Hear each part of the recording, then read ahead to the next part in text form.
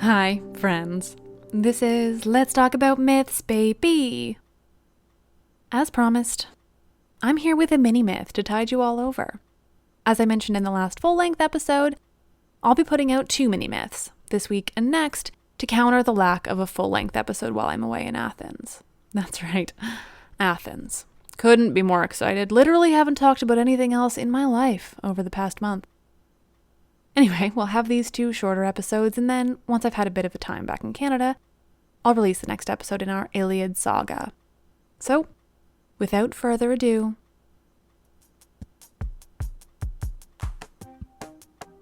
Mini-myth, Ixion, Cloud Lover Extraordinaire.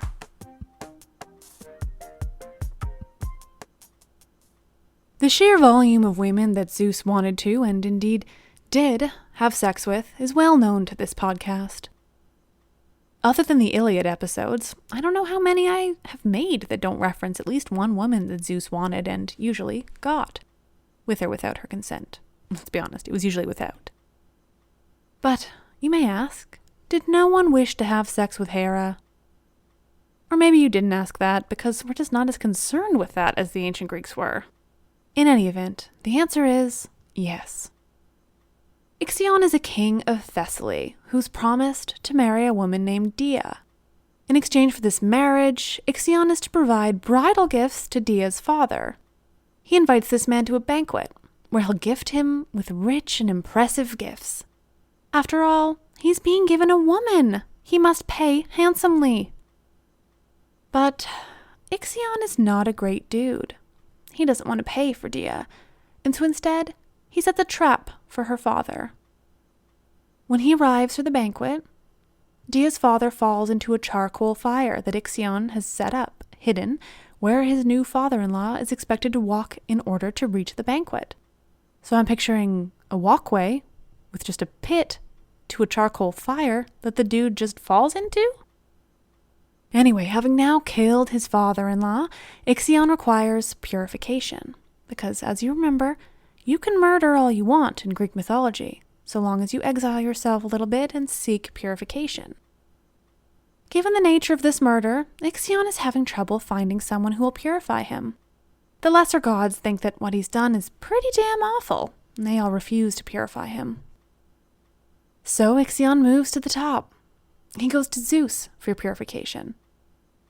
Zeus, of course, has done far worse in his long and immortal life, so he immediately is on Ixion's side.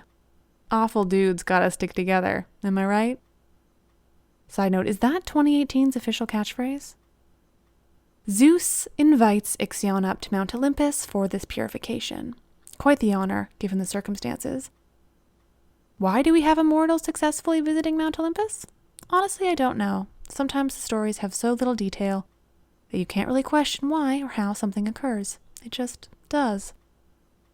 And it does because it's required in order to feed the important parts of the story. Like, when Ixion gets to Mount Olympus as a guest of Zeus and what he does when he's up there. But first, I must remind you of the importance of the guest-host relationship. Breaking this bond always results in the most dramatic of tragedies. While Ixion is a guest of Zeus, you see, he finds himself falling in love with Hera. She's irresistible, even when she's the wife of your host, who happens to also be the king of the gods and maybe not someone you should be going around angering. Ixion figures that Hera will totally be into this. Her husband cheats on her all the time, and everyone knows it. So surely she's constantly looking for a way to cheat on him in return. Not the worst logic, given the nature of Greek gods. So Ixion falls in love with Hera, though love may be a strong word. Essentially, Ixion wants, desperately, to have sex with Hera. And Zeus finds out.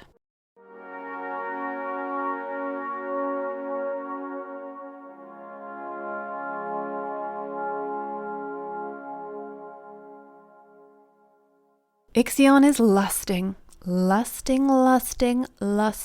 after the queen of the gods, and he's not hiding it well. He's making his plan, expecting to seduce Hera to great success. Zeus finds out, though, and in the most Olympian god way, needs to punish Ixion for this slight. So Zeus takes a cloud from the sky, and he transforms the cloud so that it bears the exact likeness of Hera. This cloud, once in the form of a woman, a replica of Hera, takes the name Nephele. One night, when Ixion is just unbelievably drunk, he has sex with Nephele. You see, as magic as Zeus is, she's still a cloud, hence the alcoholic requirement. Thinking he's just fucked the queen of the gods behind Zeus's back, Ixion is very proud of himself. Hera, on the other hand, is troubled. She doesn't like the idea that this man believes he's had sex with her, even if it's not true. She needs him punished. Something new and different for Hera, right? Actually, I suppose it is, because now she's punishing a man. What a concept. Hera needs Ixion punished, so she goes to Zeus, ignoring the fact that he's the one that made Ixion believe he had sex with Hera in the first place.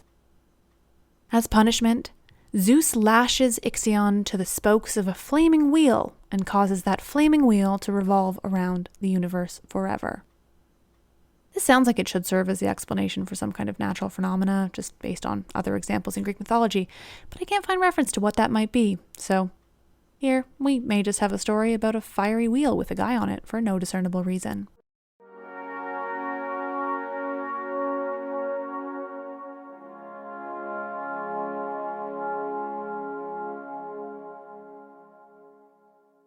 So Ixion has his punishment, but what about Nephele? Thankfully, the gods know that she did nothing wrong here, though all the same, she doesn't have the best luck. Nephele is impregnated by Ixion, but not with a human cloud hybrid, which I'd be very interested in hearing about. No, Nephele gives birth to Centaurus. Centaurus is not the son a mother would hope for. He doesn't care much for the rules, nor the laws of nature. Centaurus takes it upon himself to have sex with all the mares on Mount Pelion. Yes, mares, female horses.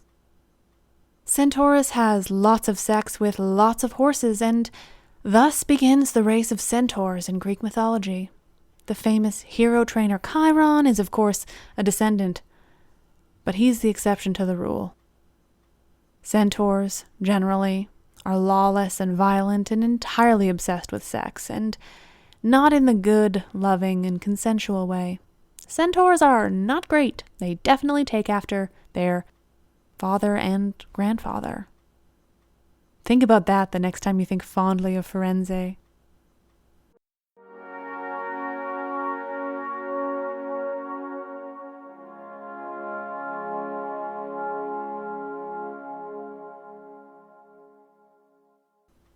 And that, my friends, is a story I've been waiting so patiently to tell, because what do we really want out of Greek myths, if not stories of men getting drunk and having sex with cloud women? Seriously, how did they come up with these things? A cloud? Really? That is wonderful. So ridiculous. Those ancient Greeks make me so happy with their creativity and madness. So, thank you all for listening, and tune in next week for another mini myth. Just to promote myself once more before I jet off to Athens, if you want to follow me as I tour all the wonderful ancient ruins and tell you fun and fascinating historical and mythological facts while there, please make sure you're following my Instagram. And if you want even more, please consider contributing to my Patreon, where I'll be posting the majority of the fun and educational information while I'm away. There's a link to contribute on my website, mythsbaby.com. You're all wonderful. I'm Liv, and goddammit, I love this shit, and I'm going to Athens in mere days.